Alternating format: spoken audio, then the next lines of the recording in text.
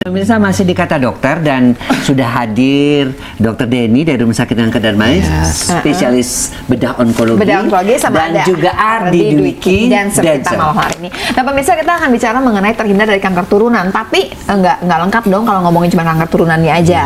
Kita udah bicara bahwa ada 5 kanker besar nih ya, dan kita mau bicara mengenai faktor resiko dulu. Karena kalau bicara mengenai kanker itu kita ngomongnya faktor resiko, bukan penyebab. Kalau penyebab ya adalah yang kata penyebabnya cuma satu-satunya doang tuh, yang mainan dokter bloknya ke kanker serviks. Sisanya, tapi kanker serviks dilempar juga sih ke tempat yang pegangan. Nah dok, faktor resikonya apa? Iya, memang sampai saat ini ya kanker itu kan ada penyebabnya gini.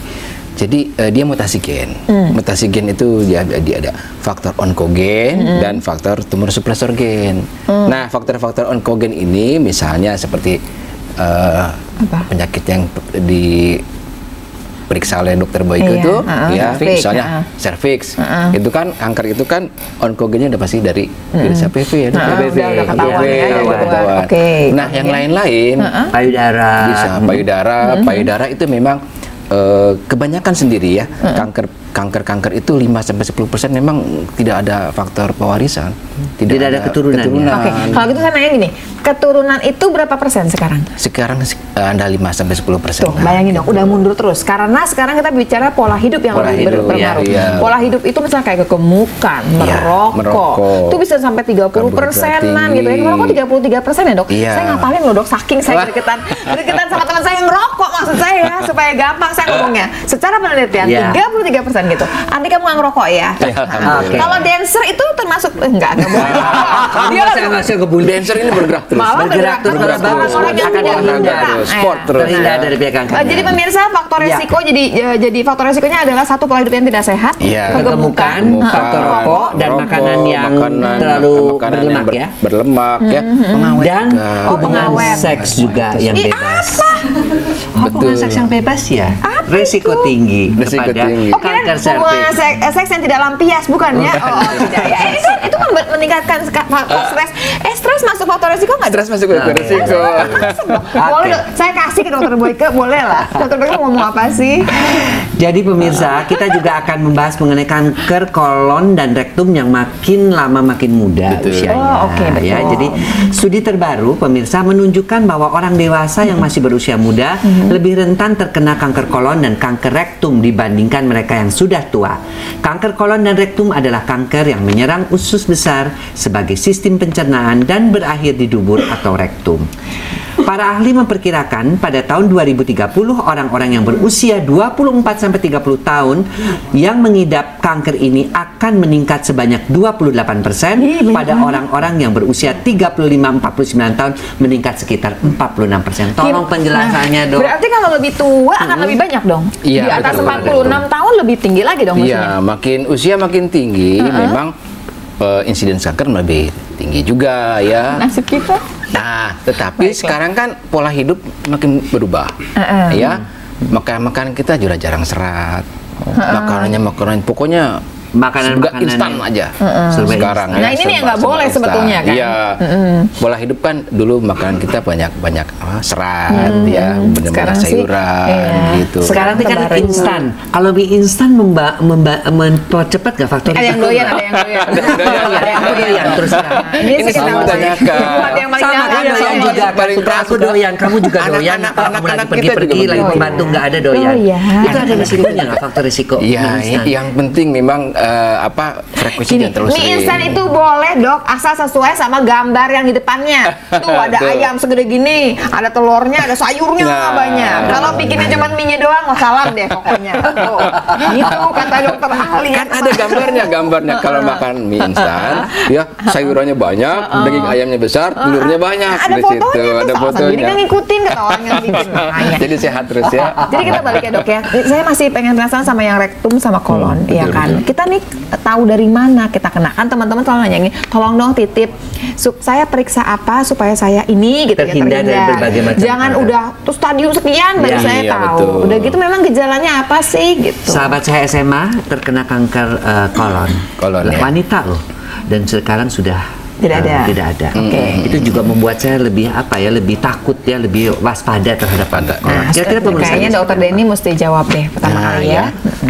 Pertama yang penting waspada dulu kita. Nah, waspadanya gimana? Waspadanya.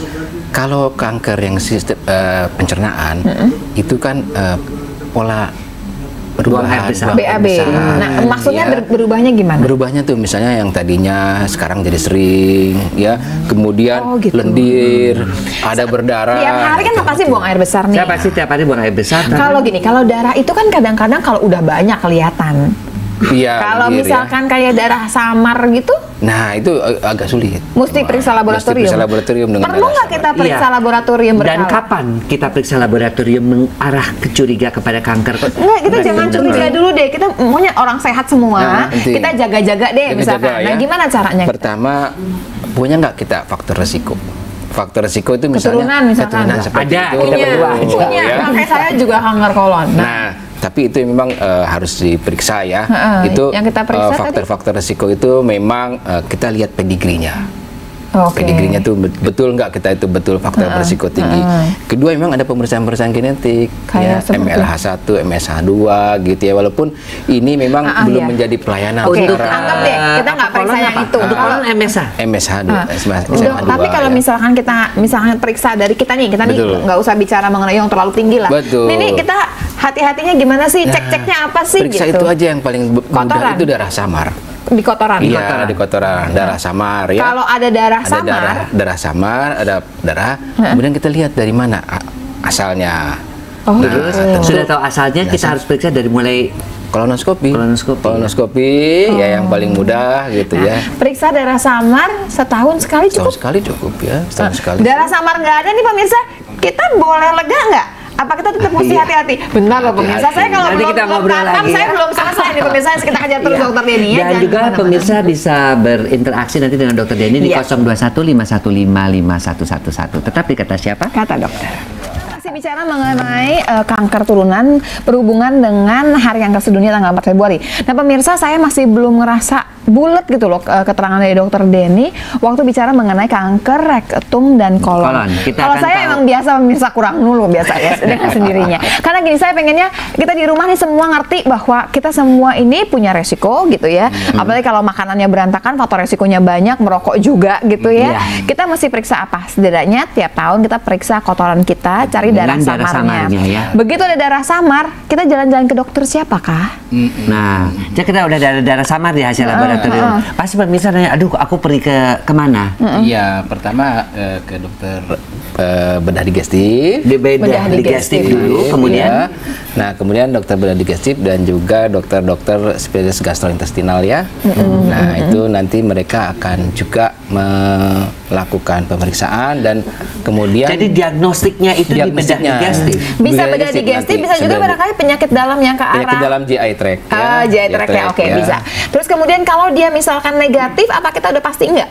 Ya, itu kan kita harus berkala ya. Oh, Nah, ini yang penting jadi berkala tuh berkalanya. nggak bisa cuma sekali seumur hidup, iya, nggak seumur hidup bisa. nggak bisa. ya. Kalau saya kan rajin olahraga, terus Iya, habis betul. itu pola hidup yang penting nggak Kayaknya sih rokok, sehat-sehat, Iya, kayaknya sehat-sehat sehat-sehat ya. aja. penting nggak sih saya udah Tetap umur periksa 20 gitu? tahun gini masih was-was untuk kanker Kanker gitu? ya. Heeh. Memang kita harus lihat faktor-faktornya ya. Faktor-faktornya begini.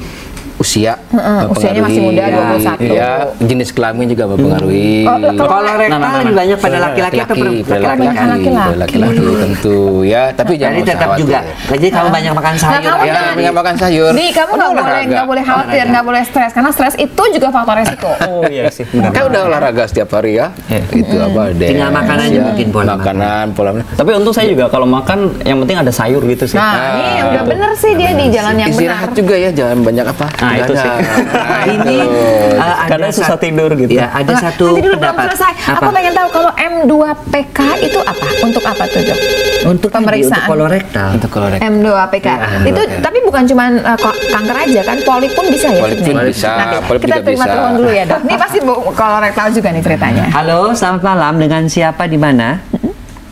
Dengan Sari, Di Kelapa Gading. Iya, silakan Ya, oke, Mbak silakan, Sari. Mbak Tari. Saya mau tanya ya, Ya. Dok. Saya ada benjolan di punggung belakang. Ada apa? Benjolan? Benjolan. Iya. Heeh. benjolannya udah lama ya. Saya umur 3. Sekarang saya umur 55 tahun. Iya. Benjolannya kalau dipegang masih gerak-gerak sih. Cuman saya tanya ke spesialis, katanya spesialis klinik dalam ya, katanya tumor jinak. Yang saya mau tanyakan, apa perlu diambil? Apakah tumor jinak jadi tumor ganas gitu? Oke. Nah, baik ya. Kita tanyakan lebih jauh ya. Pak Dokter, ini ada pertanyaan nggak? Kenapa? Ya. Enggak. Saya pengen tahu dokter ini bilang ada pertanyaan sama Mbak. Udah selesai. Sudah ya, berapa Mbak? lama Ibu, Mbak? Udah 20 tahun. 20 tahun, tapi tetap bergerak-gerak di Ya. punggung. Kita jawab lebih jauh ya Mbak ya. Dengarkan jawabannya. Oke. Terima kasih. Memang jangan khawatir ya. Tumor itu artinya benjolan. Ya, tidak semua tumor itu kanker. Iya. Ya, tumor-tumor jinak seperti yang mungkin diderita oleh Mbak siapa tadi namanya? Mbak Jadi ya, itu bisa juga kebanyakan tumor-tumor jinak. Ya. Biasanya dari apa sih? Dari otot kah? Dari lemak kah? Nah, kebanyakan Kalau di punggung? Di punggung itu ya bisa dari jaringan jaringan penunjangnya. Ya, Oh, jaringan di bawah baik. kulit, fibrom itu yang kecil-kecil. Fibrom sering tuh. Banyak sering-sering kecil-kecil gitu Iya. ya. Kemudian Tapi masuk lipom juga bisa kali lipom ya. masuk ke lemak ya. Jadi tumor jinak, lemak, lipom. Nah, pertanyaannya perlu dikeluarin nggak? Si jinak bisa jadi ganas nggak? Oh gitu. Yang tadinya jinak sih nggak jadi ganas. Oh, jinak Tetap aja. udah bagiannya sendiri bagiannya jinak. sendiri, Nah, ya. Nah, gini, gitu. keluarin apa enggak Mbak? Sebenarnya pertanyaannya balik kembali lagi, ngeganggu apa Iya, enggak gitu betul. ya? Iya. Kalau dia gede banget kelihatan gitu, pakai baju terbuka, jendol gitu kan jelek ya misalkan. Ya udah diangkat. Iya. Tapi dari usia 35 sampai 55 dia nggak bertambah besar. Iya, ya, tapi nggak kan kalau perlu. misalkan mau pakai backless gitu misalkan, terusnya ngeganggu ya boleh aja. Itu dikembalikan kepada Ya, orangnya memang sih berarti. justru kalau ini punya faktor resiko ya, kemudian mengganggu ya, kita khawatir ya, dokternya kira-kira memprediksi ini akan jadi ganas atau gitu Emang ya. berapa persen sih yang tumor-tumor itu dari ginak bisa menjadi ganas? Nggak banyak Nggak sih. banyak ya, sih. dong. Nggak banyak sih bermutasi ganas Tapi tuh. kan gini pada dasarnya, kalau waktu sekecil gini seperti gundu nih misalkan ya, kelereng Makin hari gitu ya. Operasinya juga gampang ngeluarinnya. Iya, gampang. Begitu udah segede Besar, gini kan lain dong Kan kalau ceritanya. tumor-tumor jinak yang kecil-kecil gitu kadang-kadang bisa biusnya bius Iya lokal aja, gitu begitu ya, udah cepet. besar. Tapi kalau udah ceritanya besar beda. nanti harus bius umum. Tapi kalau nggak ganggu Mbak, nggak usah. Masa dia operasi kan? Itu kayak kalau nggak salah itu memang prinsip pertama dari dokter bedah. Kalau Do no nggak- harm. do no harm, jangan diapa-apain. Jangan merusak. Iya, Tapi sip. tumor itu sakit nggak sih? Ya, Nah, ini itu ya. pertanyaan pinter banget nih sebetulnya. Itu bener, Betul. ya. Sakit nggak sih tumor itu? Justru tumor-tumor Jinak. ganas nggak sakit. sakit. Oh, gitu. Nggak sakit. Ganas bahayanya. itu nggak sakit, Nggak tapi sakit. yang Tapi jinak yang mah- jinak kadang-kadang kan pergaulan kapsul, ada infeksi gitu, nyeri, kadang-kadang demam gitu ya, abses gitu itu. Jadi sebetulnya kalau ketemu dokter Denny, pas kita bilang sakit dok, dia udah bahagia. Nah, tenang bukan kan? Tenang. Gitu. Biasanya. Kalau datangnya gini, nggak sakit kok dok. Waduh. Dok aja dokternya kok mukanya beda pasti bilang nggak sakit. Tahu-tahu udah Aduh kok udah nggak batuk-batuk sakit dok, ya? katanya gitu. Waduh, udah Nah, ada ini ada penyebaran. satu pendapat mengenai makanan berisiko kanker ya. Apa tuh? Dia seorang Si Timothy Fennel ya, PhD nih ya. Di Divisi Toksikologi RTI Internasional, ketika makanan dengan karbohidrat tinggi ya, semacam ini diolah dengan suhu tinggi, asam amino asparginnya akan bereaksi dengan gula di dalam makanan dan membentuk Akrilamid. akrilamid. Akrilamid. Rokok elektrik yang sekarang lagi Iya. ngetop juga katanya ternyata bisa menimbulkan risiko terkena kanker. Dan hal ini ada sebagian rokok elektrik yang mengandung Nitrosamin. nitrosamin. FDA menemukan kalau nitrosamin terkandung dalam produk rokok elektrik tertentu. Nah, bener nggak sih? Rokok Karena elektrik sekarang kali lagi ya, lagi tren banget. ngetren Lagi nih. tren, Aku juga ya. sampai dikasih tahu, Dok, ngerokok aja tapi pakai rokok kayak saya nih, rokok elektrik. Penasaran nggak pemirsa? Saya cut di sini berhubung Anda penasaran. Mau tahu jawabannya sebentar lagi dari dokter Denny, dan mudah-mudahan sih Andi nggak ikutan ngerokok elektrik juga oh ya. iya, Jangan-jangan. Kita pernah ditawarin soalnya. Ya, tapi kan ikutan ya. Enggak, tetap dikata siapa? Kata dokter tentunya.